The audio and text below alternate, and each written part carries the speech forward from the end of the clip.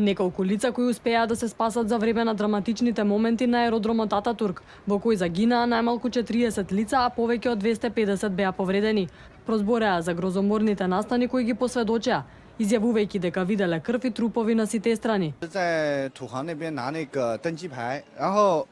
Чекав да ја добијам картата пред шалтерот на Turkish Airlines. Тогаш слушнав пукотници и другите патници се свртеа кон мене и кога го слушнавме вториот истрел, сите започнаа да трчаат.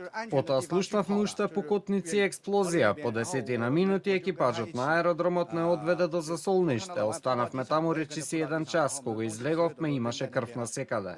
Нападот го извршија тројца терористи, кои најпрво пукале од автоматско оружје, а потоа активирале експлозив кој го носеле со себе. Две бомби експлодираа и имаше истрели насекаде. Луѓето всушност лежеа на земја. Останавме во подрумот речиси 1 час. Не знам колку мина се мртви. По нападите врз еден од најпрометните аеродроми пристигнаа реакции од целиот свет. Русите положеа цвеќиња пред турската амбасада во Москва. Во Ватикан папата Франциск се помоли за жртвите, додека обезбедувањето на сите аеродроми во светот е засилено.